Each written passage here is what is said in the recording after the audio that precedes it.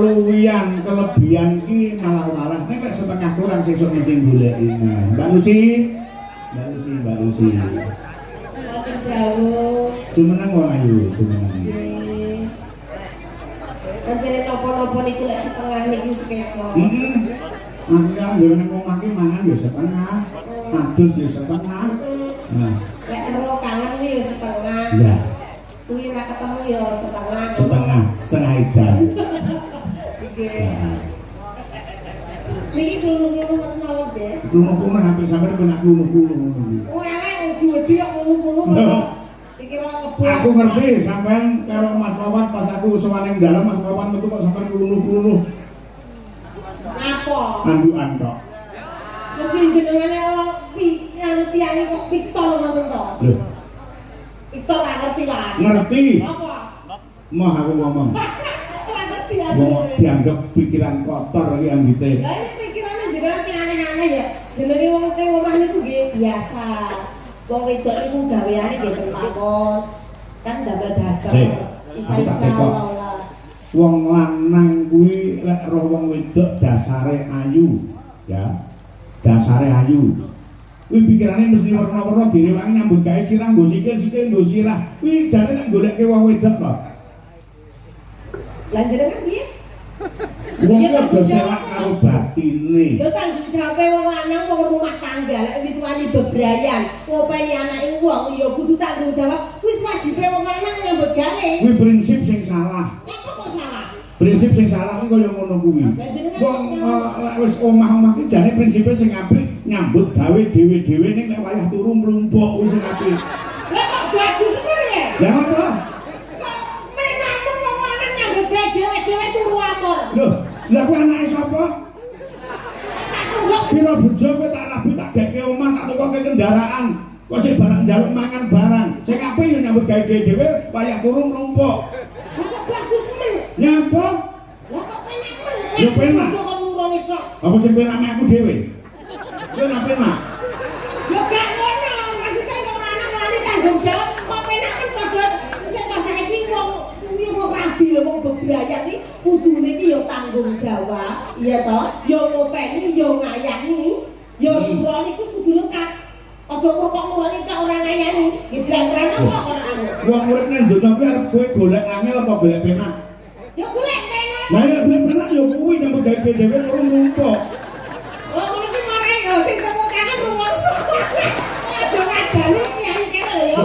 Ora ngajani. Aku tak tekok wong urip nang donya kuwi arep golek soro, arep golek rekoso, arep golek penak. Golek penak. Lah iya lek golek penak yo turu mlumpuk. Lah sapa ngene? Ngopeni ya pangan dhewe-dhewe. Ngopo ndek cangkem dhewe-dhewe kok ngopeni liyan. Wareng karepmu luwe karepmu. Lah kok enak men sampe njaluk gratisan bengi he. Kok mbok etung sampe nyung sewu niki mboten perlu nggih. Upama sampe njaluk gratisan ngono karo garwane jenengan he, ping telu ning komplek wis piro? Kowe ndak tau ngrungokke tembunge Pak Nabil tu nikah KH. Mbah lek ku menehi mas kawin pira-pira kok bintu nikah KH kuwi arep tak gawe piye wis sah. Mbok gawe tapi sampe ora tak bocah ku yo salah to. Sopo sing mau salah sama tak rabi gelem. Yo gak ngono. Perempuan dan laki-laki itu saling membutuhkan, saling melengkapi. Wong rabi wong bebrayan itu menyatukan dua prinsip yang berbeda. Iso manunggal dadi sawiji. Iki lho Mas, kudu ngene wong lanang kudu tanggung jawab nyambut gawe Mas. Sesuk wae tuku wedak, wae tuku beras, wae tuku nggih sekolah anak. Penak men mek nuntut tok. Iya jane sampe iku. Sebagai kepala rumah tangga itu harus tanggung jawab. Wong wedok itu bukan tulang punggung, nanging wong wedok itu tulang rusuk. Ngerti sampean ngomong umpama. Iya ta, tulang rusuk ta? Iya ta? Umpama kowe suwengi pira ngono to? Ya iya. Kowe tak geke omah iki cara nyewa kamar ngono suwengi pira jajal? Iya jane iki. Piye? Dak sing apa ya kowe nyambut gawe dhewe-dhewe kaya turu mlumpuk. Ora gelem bar. Ya ora apa-apa. Bojo ngrek kene iki. Bar ora apa-apa. Wong lanang ngono kuwi.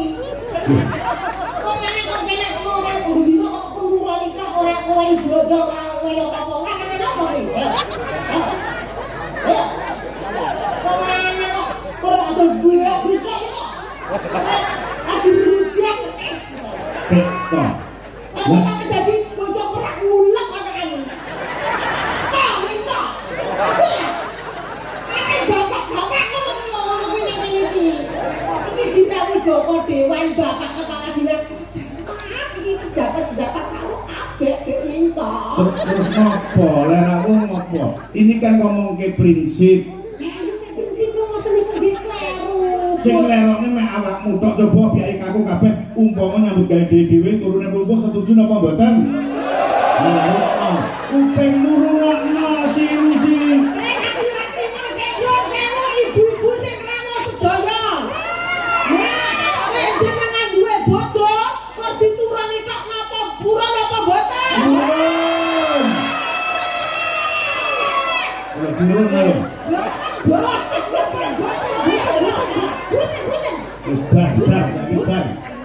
Bar.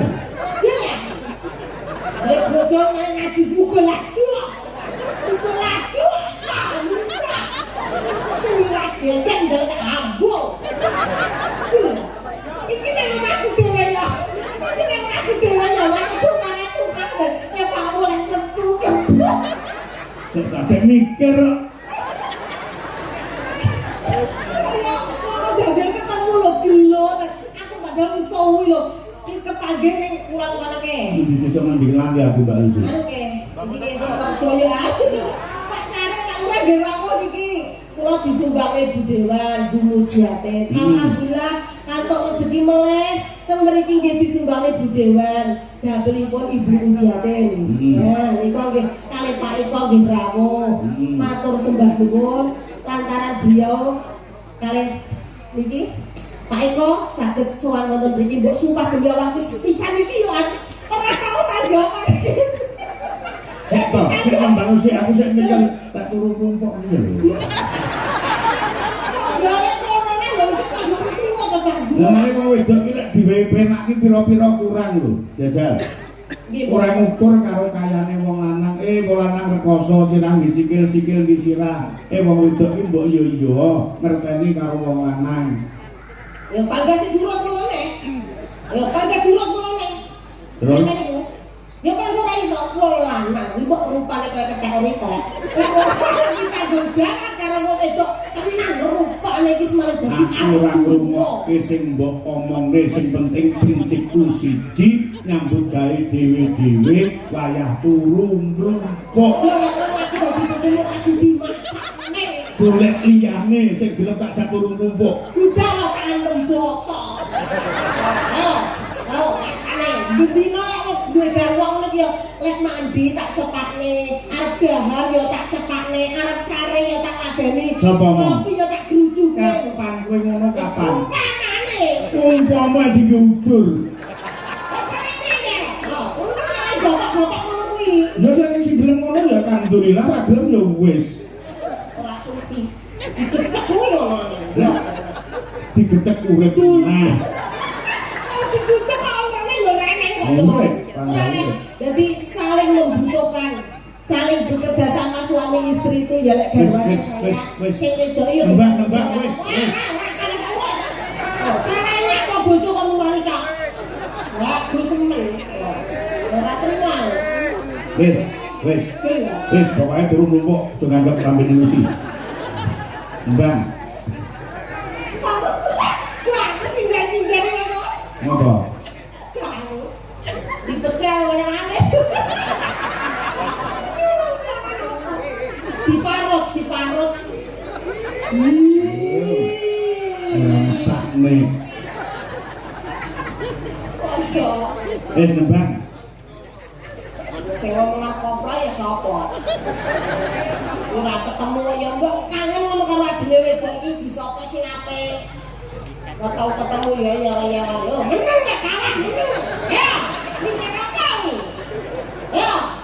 Biyen pakmu kukur-kukur to, Nduk. Iki Sapa sing kukur-kukur? Pikir aku budikan ngono ya. ya kuwi oleh-oleh wong akeh kok. Senengane kukur to. Wah, ibu-ibu lho sing rawuh kathah yang iki jan nyenenge luar biasa. Duk lar, duk kidul, duk kiri, kok ngene ya. Lah saking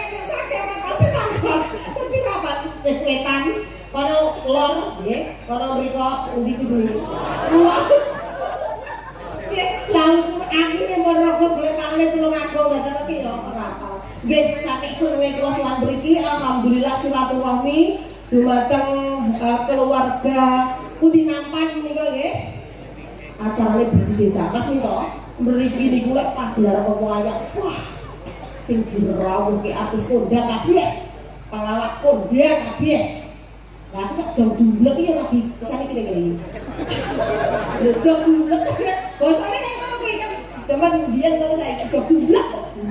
Jumlek iki maksudnya biyen kok saiki. Ono iki matur sembah nuwun sanget Ibu Wijiatin kang nyumbangkan kula dalu iki. Kula aturaken juga dalu assalamualaikum warahmatullahi wabarakatuh. Alhamdulillah. Lungguh ning dipan terus kecemplung sumur.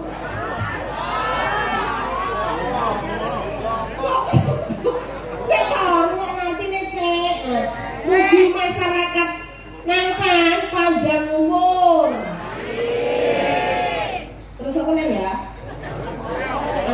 Isune ya. Kok agak ora terima. Wis dilaur ya. Terus apa nih ya? Isune. Ya. Terus niki didawi napa Dik Pinto? Karepmu nembang karep ora karepmu. Nesu. Dene wis salaman, dene ora apa-apa. Kene ngomong permeneng. Oh iya. Ya disawi Dik Pinto. Lah sing nembang sak karepmu. Aja ditabuhi. Lah rumah sene nek ditabuhi terus sing nabi sapa? Nyanyi dhewe. Lambene dhewe nek karo nembang karo nabuhi. Kalau gendeng lah. Kalau gendeng. Ben. Ya bojomu amben. Karaoke nek ngono karaoke aku. Aja ditabuhi ben nembang sak karepe dhewe. Minta sudarsono galeng-galeng ucuk galeng. Minta sudarsono bojone wis sedaya cacahe. Lho, ana wong keroken iki lho.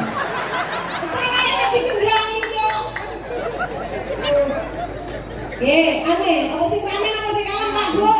Sing rame to? Oke. Sing rame. Sing rame apa sing kalem? Iki dibuang rame. Sing kalem apa sing rame? Rame. Ya, enak sih. Orang duwe HP. Orang duwe iring nih. Orang duwe HP nesu deh. Kasih telepon gedane. Orang dia beliau ini lak yang setia. Nggih, yuk digedang apa wis mawon. Lek bawang kok tak kali Mas Garek. Lek sing rame kali Mas niki turun-turun gitu kan. Enggak. Sak bener. Wah, kuwi. Coba sik. Ya Mas yo, sing sigrat yo.